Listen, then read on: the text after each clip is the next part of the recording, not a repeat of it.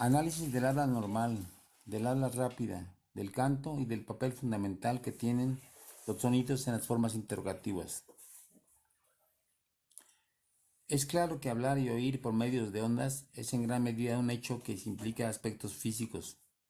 En ese sentido, cabe hacer un análisis minucioso de este tipo de ondas. En este trabajo nos centraremos solo en algunos aspectos como son la física del canto, la física del habla normal, la física del habla rápida y las marcas características del habla cuando se hace una pregunta. Método experimental. El análisis de la voz humana se ha hecho con un programa diseñado en LabVIEW. El programa de captura tiene diferentes frecuencias de muestreo. Hace análisis de Fourier y también medidas de intensidad en decibeles. La frecuencia de muestreo fue de 20.000 muestras por segundo, durante un lapso de tiempo de 10 segundos. Con esta frecuencia de muestreo se pueden registrar frecuencias de hasta 10.000 Hz y los sonidos se pueden filtrar seleccionando solamente las bandas de frecuencia confinadas dentro de dos cursores que se manejan opcionalmente en el espectro de Fourier. O sea, gracias a estos dos cursores convertimos la señal, procesamos la señal con un pasabandas. El resultado de la señal procesada se puede escuchar para tener una percepción auditiva directa de la señal una vez filtrada y escuchar solo los intervalos que se deseen de las palabras o frases o canciones registradas.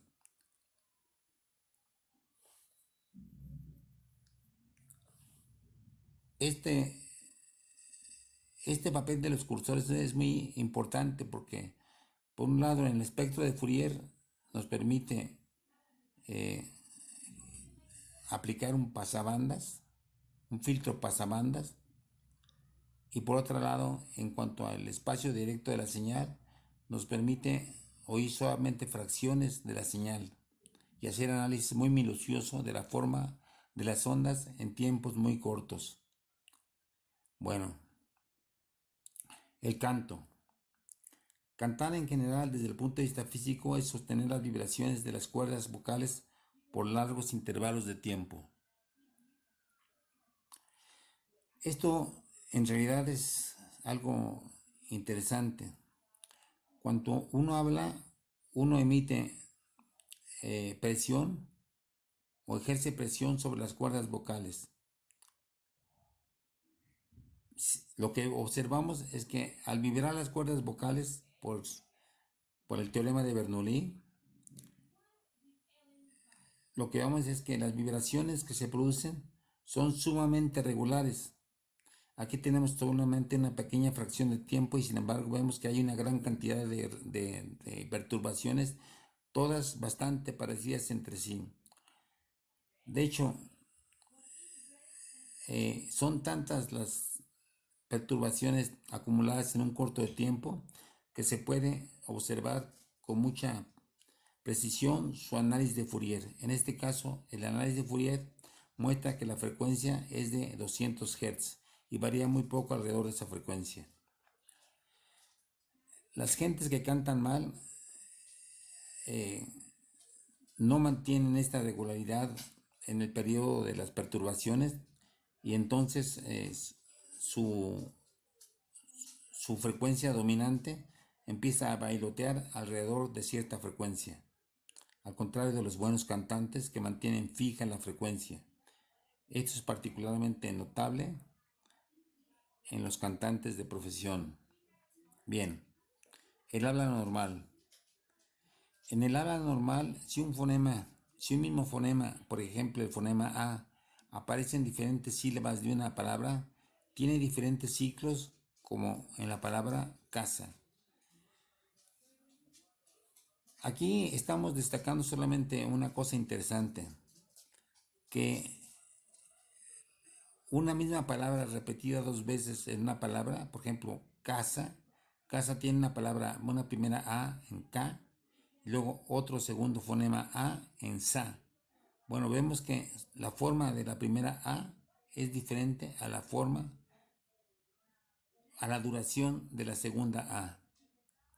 Esto es una característica general de todas las vocales que dependiendo de su posición en una palabra, tienen diferentes duraciones y de hecho incluso llegan a modificar un poco su forma. Este tipo de análisis tan detallados de las palabras puede tener muchas aplicaciones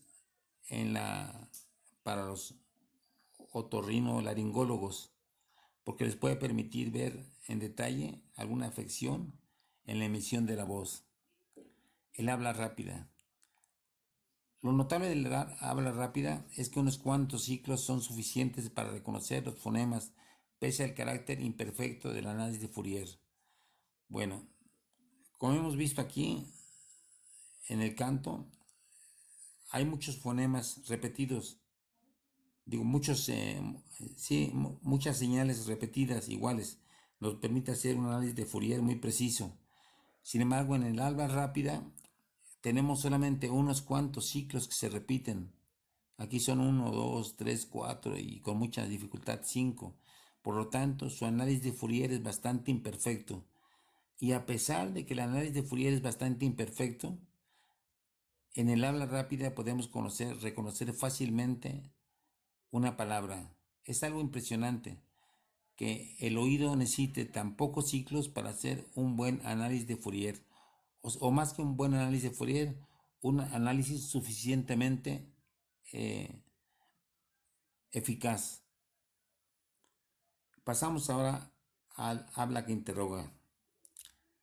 La pregunta, la forma física completa como se pregunta, es una herramienta de valor insospechado, pese a la aparente simpleza de sus rasgos. Y no deja de sorprender que en términos del lenguaje hablado, este recurso sea la entonación. La cualidad melódica con que se termina un fonema vocal, rasgo simple que sin embargo abre un mundo casi infinito al saber acumulado por la sociedad o por nuestros semejantes. Quien no tiene esta herramienta se encuentra aislado de la sociedad. Esto es importante destacarlo. A mí fue la parte realmente que más me sorprendió del análisis que hice. Aquí tenemos la palabra casa dicha en forma normal y aquí la palabra casa dicha en forma interrogativa. Se ve claramente que son totalmente diferentes sus formas y sus duraciones. Esto dice casa, este es casa, casa. Vean como la última A se extiende bastante tiempo y además con una cualidad melódica, como si uno estuviera cantando durante una fracción de segundo. O sea que esta cualidad melódica es la que le imprime el carácter de interrogación al sonido de una palabra. Si se dan cuenta, si reflexionan en este hecho, el poder preguntar es una herramienta que nos permite recibir respuestas. De hecho, un niño obtiene su información conforme va creciendo gracias a que dispone de esta herramienta sonora que es la pregunta. Y de hecho también un niño antes de que empiece a hablar, ya con su simple murmullo, ya le da una entonación que sugiere una pregunta. Esto es impresionante. Si no tuviéramos esta herramienta, repito, no recibiríamos respuesta. Por eso es tan complicado para los sordomudos hacerse de conocimientos, porque en su lenguaje de señas tienen que disponer, porque alguien se los enseñó, de cómo la seña adopta la forma de una pregunta en el lenguaje de las señas. Un sordomudo, si no carece de un lenguaje, aunque crezca sanamente desde el punto de vista físico, se ve privado de muchos conocimientos. Entonces, si los niños carecieran de esta herramienta melódica que es la pregunta, también verían detenido su evolución en cuanto a acumulación de conceptos y de conocimientos.